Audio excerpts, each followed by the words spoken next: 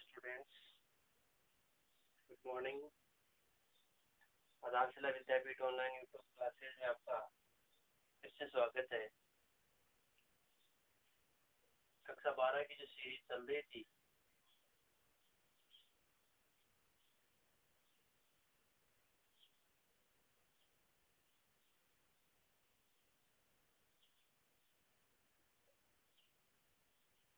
उसमें हम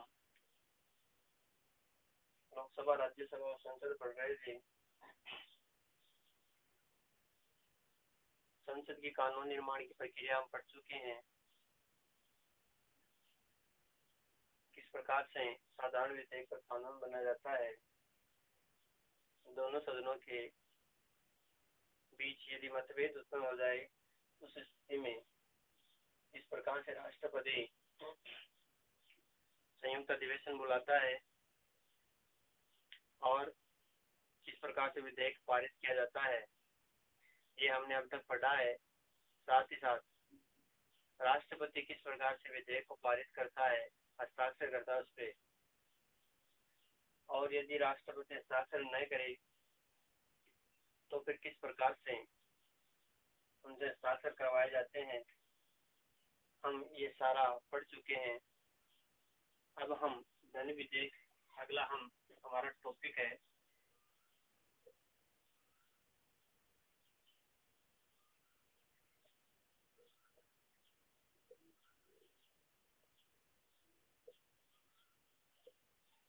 धन विधेयक की प्रक्रिया या धन विधेयक को पारित करना, किस प्रकार से धन विधेयक को संसद पारित करती है। जैसा कि मैं पहले बता चुका हूँ आपको,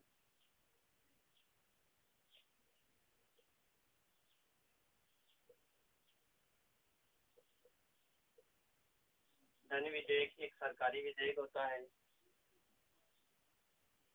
सरकारी विधेयक आपको पता ही है, जो कि मंत्रिपरिषद के सदस्य के द्वारा प्रस्तुत किया जाता है।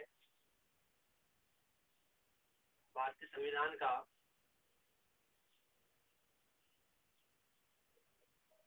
अनुच्छेद 109 धन विधेयक की प्रक्रिया के बारे में बताता है।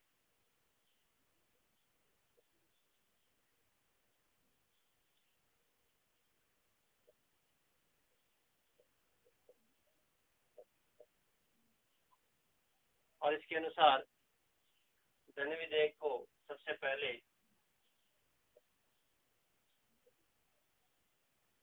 लोकसभा में इंट्रोड्यूस प्रस्तुत किया जाता है। पहले से राज्यसभा में प्रस्तुत नहीं किया जाता है। फिर अनुच्छेद 110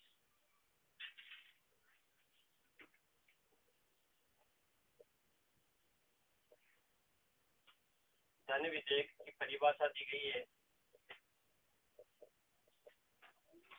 बहुत बार छोटे क्वेश्चनों में इन दोनों क्वेश्चनों में से एक क्वेश्चन पूछा जाता है, यह किस अनुच्छेद में लिखा गया है कि धन विधेयक पहले राज्यसभा में प्रस्तुत नहीं किया जाएगा या फिर लोकसभा में प्रस्तुत किया जाएगा। इसका उल्लेख भारतीय संविधान का अनुच्छेद 109 करता है। और धन विधेयक की परिभाषा कहाँ दी गई है, एग्जाम की दृष्टि से ये दोनों क्वेश्चन बड़े महत्वपूर्ण है। तो धन विधेयक की प्रक्रिया आवश्यक रूप से सरकारी विधेयक है। पहले लोकसभा में प्रस्तुत किया जाता है, और जब आप लोकसभा अध्यक्ष के कार्य एवं शक्तियां पढ़ रहे थे उस समय आपने देखा होगा कि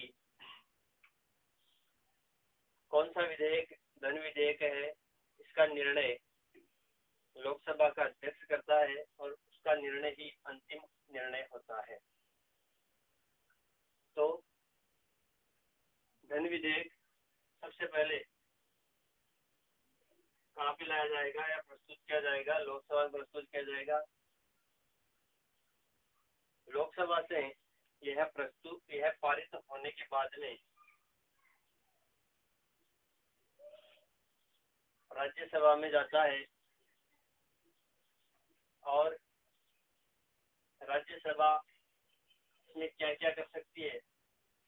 राज्यसभा धन विधेयक प्रस्तुत करने की तारीख से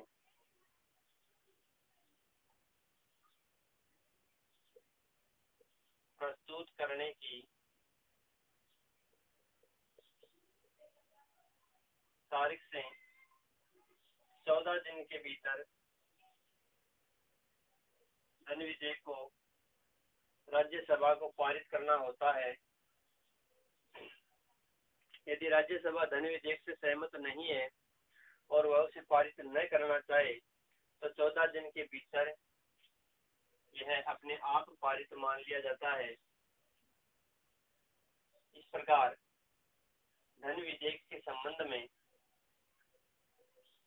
लोकसभा शक्तिशाली है, राज्यसभा को इसमें कम शक्ति दी गई है और राष्ट्रपति धन विधेयक पर आवश्यक रूप से हस्ताक्षर कर देते हैं, क्योंकि जब धन विधेयक प्रस्तुत किया जाता है उससे पहले राष्ट्रपति से अनुमति ली गई होती है। तो धन विधेयक अनुच्छेद 109 में इसकी प्रक्रिया दी गई है। अनुच्छेद 110 में इसकी परिभाषित किया गया है और यह पहले कहाँ प्रस्तुत किया जाएगा? लोकसभा में प्रस्तुत किया जाएगा।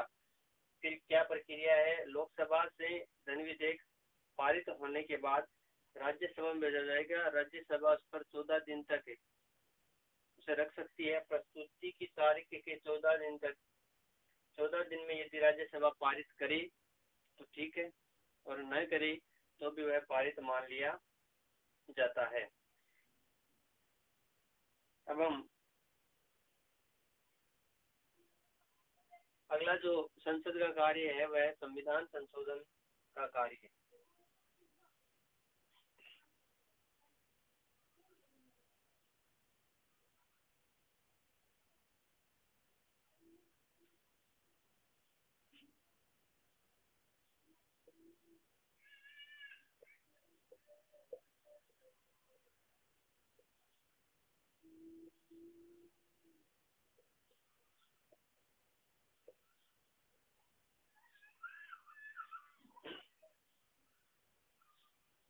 ये भी संविधान संशोधन, क्योंकि जो हमारा, जैसा आपने कक्षा 12 में ही पहले पढ़ा होगा शायद, भारतीय संविधान को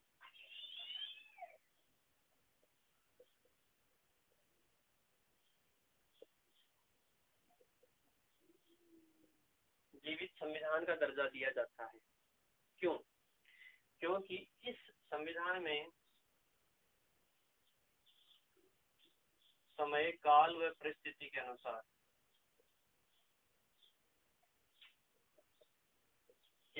आवश्यक परिवर्तन आसानी से किए जा सकते हैं। हालांकि भारतीय संविधान में जब आप पहला पार्ट आपने पढ़ा था उसमें पढ़ा था कि इसमें कठोर और लचीलेपन दोनों का मिश्रण किया गया है।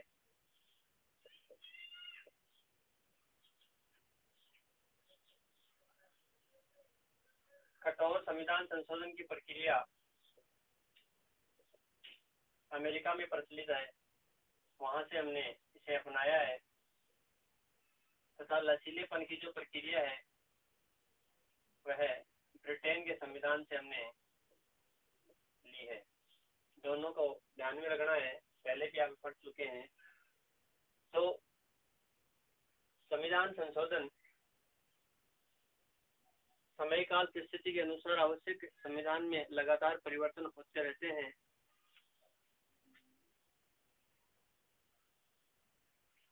अब तक 104 संविधान संशोधन हो चुके हैं। ये इसका प्रमाण है कि भारतीय अपने समय काल परिस्थिति के अनुसार इसे लगातार परिवर्तित करते रहते हैं। अब मैं आपको बताऊं, भारतीय संविधान में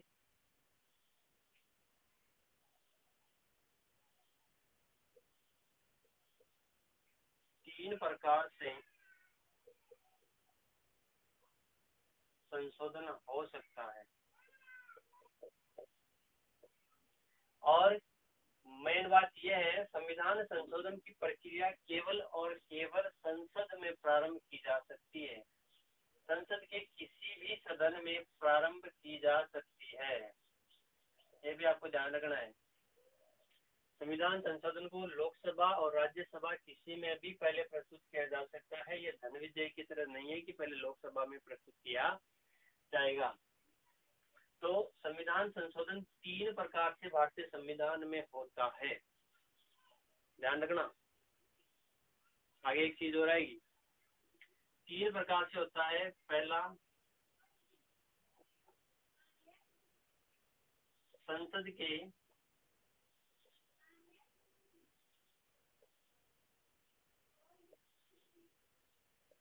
साधारण बहुमत से पहला संशोधन होगा।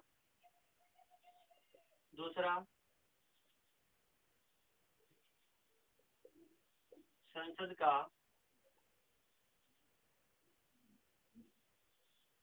विशेष बहुमत के अंतर्गत उपस्थित हुए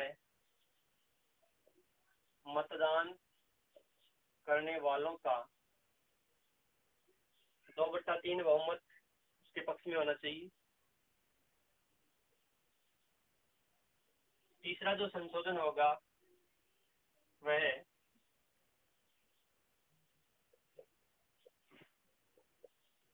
संसद का विशेष बहुमत आपको पता ही है, तथा कम से कम आधे राज्यों की सहमति।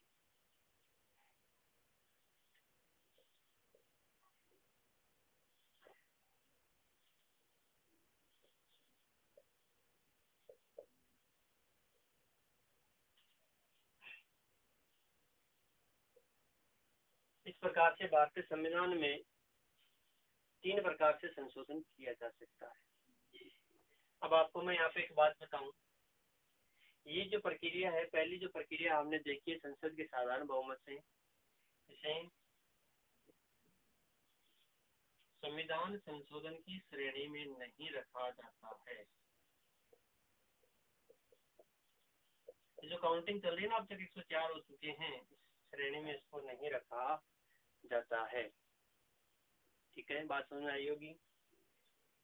अब ये जो 2 प्रक्रियाएं हैं, इनका उल्लेख भारतीय संविधान के अनुच्छेद 368 भारतीय संविधान के बाद 20 जो प्रकीर्ण से संबंधित है उसमें इसका उल्लेख किया गया है, और ये दोनों तरीकों से किया गया संविधान संशोधन ही इस गणना में शामिल है। ध्यान रखने की बात है। क्वेश्चन आएगा, अनुच्छेद 368 के तहत भारतीय संविधान में कितने प्रकार से संशोधन किया जा सकता है, और आप वहां पे उत्तर देंगे 3, तो आपका जो उत्तर है वो गलत माना जाएगा। क्यों? क्योंकि यहाँ पे मैंने बताया है अनुच्छेद 368 के तहत सिर्फ भारतीय संविधान में 2 ही तरीके से संशोधन होते हैं। एक संसद का विशेष बहुमत क्या होता है आपके सामने है। दूसरा, विशेष बहुमत के साथ आधे से अधिक राज्यों की सहमति। ठीक है, इस प्रकार से संविधान संशोधन किया जाता है। अब देखो, ये संशोधन कब किए जाते हैं? जब किसी राज्य की सीमा में परिवर्तन करना हो, 2 या 2 से अधिक राज्यों को मिलाकर उनकी सीमाओं में कुछ परिवर्तन करना हो, राज्यों के नामों को परिवर्तन करना हो, इस प्रकार से कोई कार्य करना हो, जैसे जम्मू कश्मीर का पुनर्गठन हुआ है, तो उस प्रकार से किसी राज्य का पुनर्गठन करना हो, उस स्थिति में हम यह प्रक्रिया काम में लेते हैं, और यह प्रक्रिया काम में लेने के बाद में हम इसे संविधान संशोधन की श्रेणी में नहीं रखते। दूसरा, संसद का विशेष बहुमत, यह भी बहुत सारी प्रक्रियाओं में काम लिया जाता है। जैसे जीएसटी वगैरह हमारे भारतीय संविधान में लागू की गई थी। 101वां संविधान संशोधन 1 जुलाई 2017 को लागू किया गया था।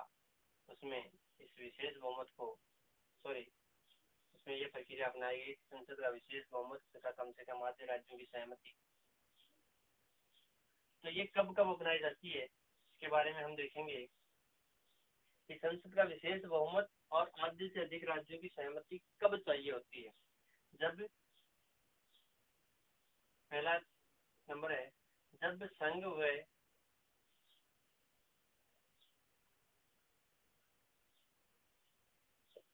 राज्य की कार्यपालिका शक्ति में कुछ परिवर्तन करना हो। ठीक है। दूसरा,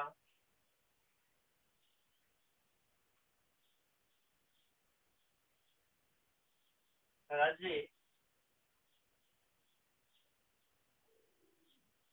की विधायी शक्ति में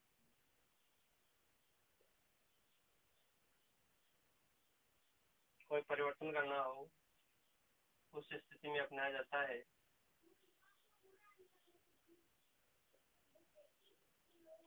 संसद में राज्यों का जो प्रतिनिधित्व है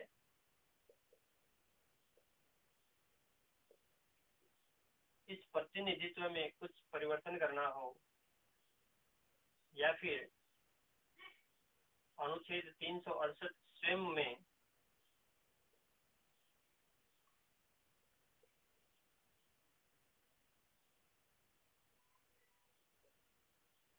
कोई परिवर्तन करना हो, उस स्थिति में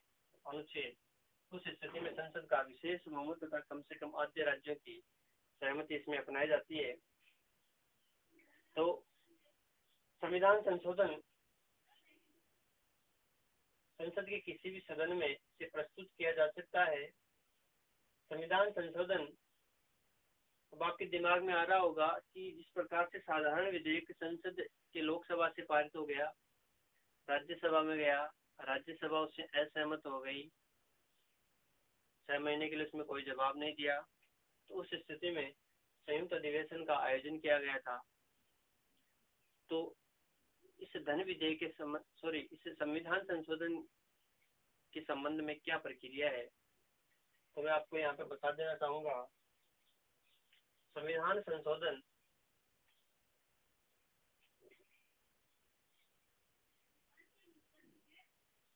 किसी एक सदन से पारित हो जाए, जैसे मान लो लोकसभा में पहले प्रस्तुत किया गया, लोकसभा से उचित प्रक्रिया के बाद वही 3 वाचन होने, उचित प्रक्रिया के बाद में अपेक्षित मतदान के बाद में ये पारित हो गए। यहाँ से अगले सदन राज्यसभा में गया, राज्यसभा इसमें खुद से परिवर्तन कर दे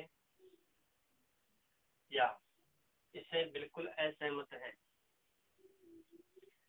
संविधान संशोधन विधेयक लोकसभा ने पारित कर दिया है, राज्यसभा उससे सहमत नहीं है, उस स्थिति में ये जो संविधान संशोधन विधेयक है यह वहीं गिर जाता है, वहीं समाप्त हो जाता है। आगे इस पर कोई किसी प्रकार का संयुक्त अधिवेशन नहीं होता है। संविधान संशोधन ऐसा विधेयक है जिस पर दोनों सदनों को बराबर शक्ति दी गई है। यदि दोनों सदनों में से एक भी सदन यदि संविधान संशोधन में असहमत है तो वह संशोधन वहीं गिर जाता है, उसकी आगे कोई प्रक्रिया नहीं चलती है। बात समझ आई होगी। अब हम संविधान संशोधन पर राष्ट्रपति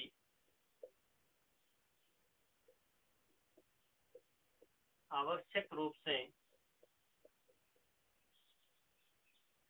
हस्ताक्षर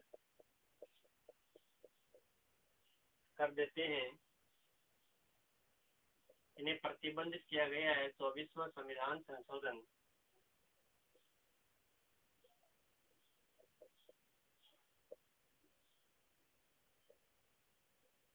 1971 के तहत कि जब भी संविधान संशोधन विधेयक राष्ट्रपति के पास आए तो राष्ट्रपति को उस पर आवश्यक रूप से हस्ताक्षर करने हैं। इस प्रकार विधेयक 3 प्रकार के होते हैं, साधारण विधेयक, धन विधेयक और संविधान संशोधन विधेयक। हमने अच्छी तरह से पढ़ा है कि किस प्रकार से इनमें परिवर्तन किए जाते हैं, किस प्रकार से इन्हें पारित किया जाता है। अब हम संसद की संसद का जो अगला कार्य है, कार्यपालिका पर नियंत्रण।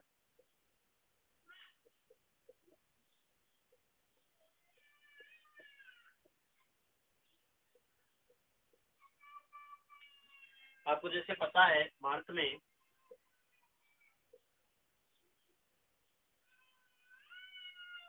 संसदात्मक शासन व्यवस्था को अपनाया गया है। संसदात्मक शासन व्यवस्था में दोहरी कार्यपालिका होती है, एक होती है नाम मात्र की और दूसरी होती है वास्तविक कार्यपालिका। हम पहले पढ़ चुके हैं, जब राष्ट्रपति टॉपिक हमने चालू किया था इसी पर चर्चा की थी। नाम मात्र की राष्ट्रपति है, वास्तविक कार्यपालिका प्रधानमंत्री तथा उसकी मंत्रिपरिषद है।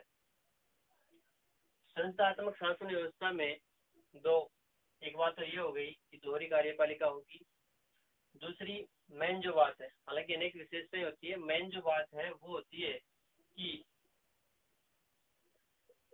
जो कार्यपालिका के सदस्य होते हैं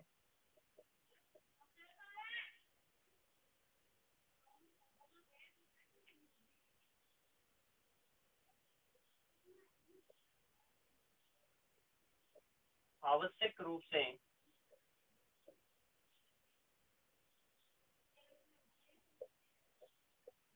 व्यवस्थापिका यानी संसद के सदस्य होते हैं। यानी प्रधानमंत्री और उसकी मंत्रिपरिषद जो कार्यपालिका में है वो आवश्यक रूप से संसद के सदस्य होते हैं। इसमें कार्यपालिका, अब जो कार्यपालिका पर नियंत्रण कैसे रखा जाता है, कार्यपालिका यानी सरकार किसके प्रति जिम्मेदार होती है? सरकार जनता के प्रति जिम्मेदार होती है और जनता उस पर किस प्रकार से नियंत्रण रखती है? प्रत्येक 5 साल बाद में, आप देखे होंगे कभी विधानसभा के वोट आ जाते हैं 5 साल बाद में, प्रति 5 साल बाद में लोकसभा के वोट रहते हैं, मतलब अभी लोकसभा के हुए हैं, फिर एमएलए हमारे विधानसभा के वोट होंगे, स्थानीय संस्थाओं के वोट होंगे, लगातार इस प्रकार के वोट होते रहते हैं और इस वोट के माध्यम से हम सरकार पर नियंत्रण रखते हैं। यदि सरकार हमारी नीतियों के अनुसार न चले तो हम उन्हें अपना वोट नहीं देते हैं और वो अपने आप अपने पद से हट जाते हैं। इस प्रकार हम सरकार पर नियंत्रण रखते हैं। तो सरकार की जो कार्यपालिका है वह कार्यपालिका अपने दिन प्रतिदिन के कार्य के लिए, दिन प्रतिदिन के कार्यों के लिए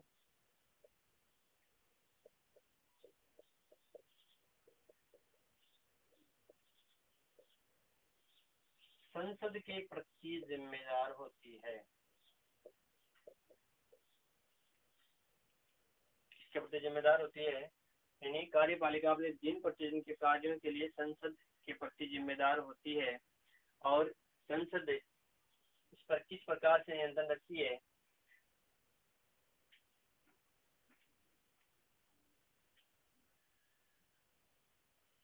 संसद उस पर नियंत्रण रखती है कभी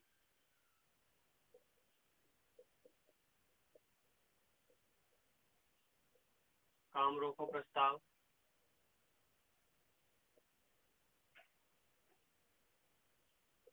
जनाकर्षक प्रस्ताव,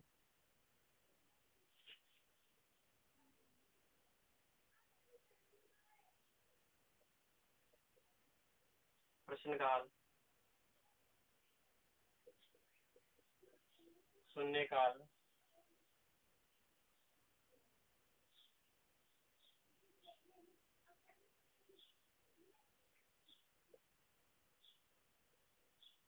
निंदा प्रस्ताव,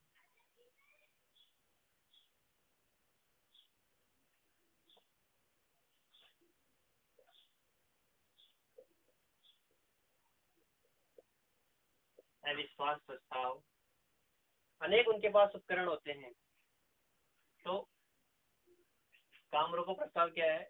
मान लो काम चल रहा है, किसी पर चर्चा चल रही है, किसी विधेयक पर, फिर किसी मुद्दे को लेकर बातचीत चल रही है, उसे बीच में काम रोका जाता है और किसी विशेष काम पर बीच में चर्चा प्रारंभ कर दी जाती है, काम रोको प्रस्ताव आता है।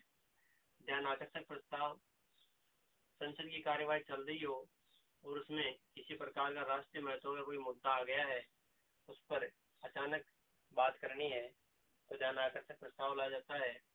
प्रश्नकाल, प्रत्येक मंत्री से संसद का सदस्य प्रश्न पूछ सकता है और प्रश्न का सही जवाब नहीं मिलने पर उसकी निंदा या आलोचना की जा सकती है।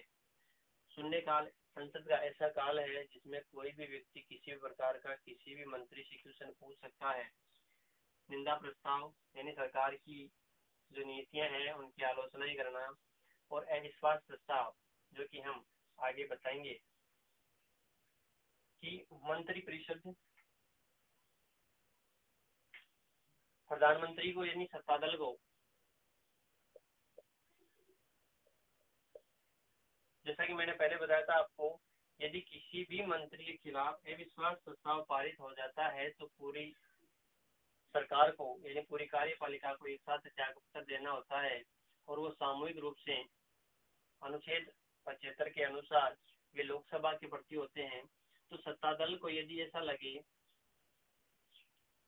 कि या राष्ट्रपति सत्ता दल को बोले, प्रधानमंत्री को बोले कि आप अपना विश्वास हासिल करके दिखाओ, राष्ट्रपति को जब ये लगे कि हाँ सदन में जो प्रधानमंत्री है उसकी पार्टी को उचित बहुमत नहीं है, तो वो राष्ट्रपति प्रधानमंत्री को बोलता है कि आप अपना बहुमत सिद्ध करके दिखाओ। तो सत्ता दल द्वारा जो अपना बहुमत सिद्ध करने के लिए जो प्रस्ताव लाया जाता है उसे विश्वास प्रस्ताव कहते हैं। और यदि विपक्ष को ऐसा लगे कि सत्ता दल का वर्तमान में बहुमत नहीं है, हम इन्हें हटाकर सत्ता प्राप्त कर सकते हैं, तो विपक्ष द्वारा